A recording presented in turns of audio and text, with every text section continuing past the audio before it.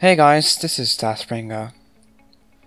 When I was watching the many posts you guys made telling that Warmerise is dead now, or isn't the best game anymore, or it doesn't interest gamers anymore, this struck my mind of why should I not talk about this?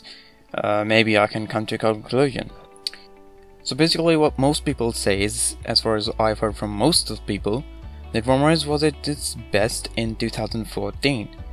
And by the year 2015 it started declining till 2016 when it finally died and got officially closed. There's no doubt that Warmerise did decline. With every new update, more people started resenting and rejecting the new features, even though they were supposed to make the game better, but in most cases that didn't work. To me it felt as if there was something missing. I mean, how is that possible? A man giving efforts in making a game better, but his every step turns out as a fail.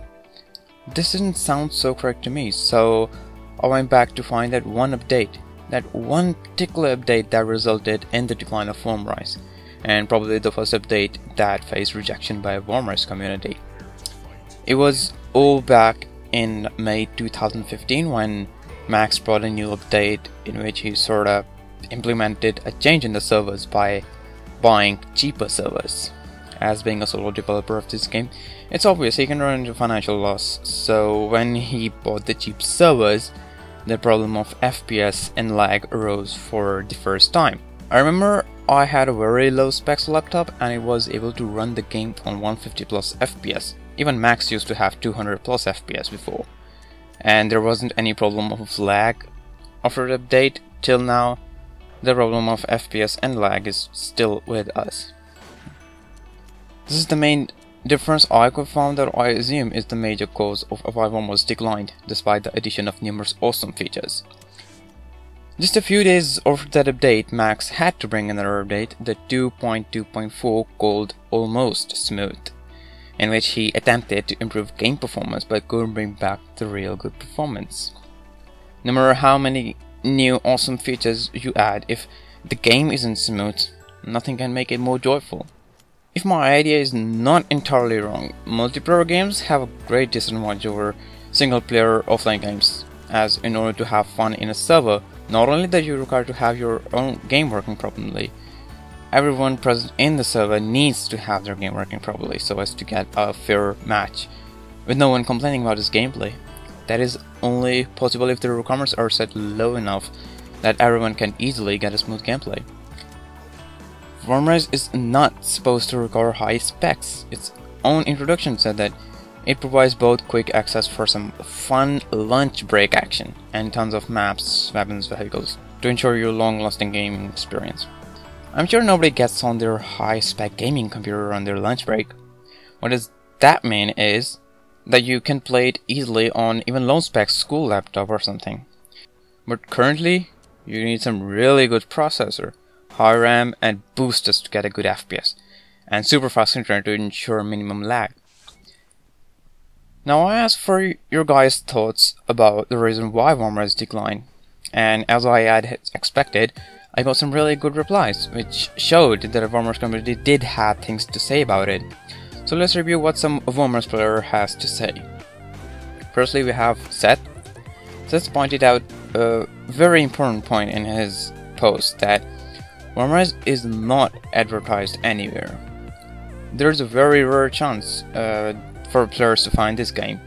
Regarding this issue, I sent a message to the admin probably a month ago, bolding out this point. I hope you do have that in mind.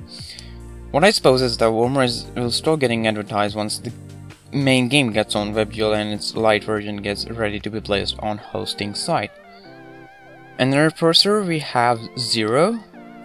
His first part of the post is really technical, I won't bother cracking it, but in the end he mentioned a brilliant thought, exactly what I was looking for, that many of the Warmerise players don't have that kind of hardware to play WebGL content. And those of who have it, why would they not just go and play Overwatch, Call of Duty, and Battlefield, and like these type of games? The point of Warmerise was to provide good gameplay while using a little memory as possible.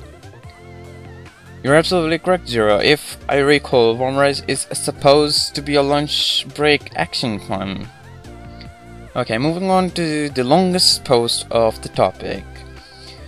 Roland shared quite many important thoughts. So if I can summarize his first paragraph, Warmerise now have around figure of like 3-4 servers, which can even drop down to 2, which is quite a shame as looking at the old statistics of this game. In his next paragraph, he basically referred to some bad updates that made many people leave. The most important point he mentioned in his post, which I really agree on, is that you don't have to remove some bugs that have now become a part of the game, like the gravity switching, which was in game for 2 years and people were doing good with it. I never saw anyone complaining about it. It was kept for so long that it became a part of the game, and when it got removed, it made a massive disappointment for people, even to myself. I don't think it was necessary to remove something that had become a part of the game. Then he mentioned how clans were a reason to keep players active on game by creating competitions, which is now somewhat dead. At the end, Roland gave some solutions, which I will be summing up in the end of this video. Next, Rom entered the scene as an example of what Zero mentioned. He's leaving the game because he have a good enough computer to play better and bigger games rather than being stuck in this comparatively small community, and which was what we already mentioned before, and we just got an example as in our own poster. Now regarding the problem of Warmerise being a small yet a very social game, which Roland's added on in next post, that you're gonna see similar faces in different servers and different times. If you have to face a hate relation with someone in a server, most possibly you'll see him over and over again in other servers, which will eventually spoil the whole fun for you. As Warmerise is not having any kind of moderator, neither do Max is possible to control all the matters by himself.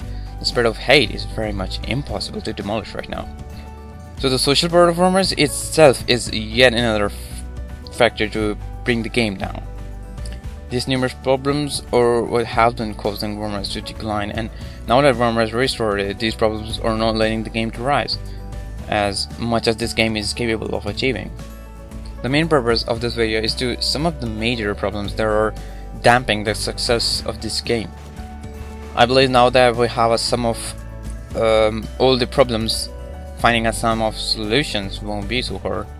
I'll be listening to suggestions I have in mind along with what some players like Ron have said, and kindly take some time out if you also have any suggestion in mind and share with us.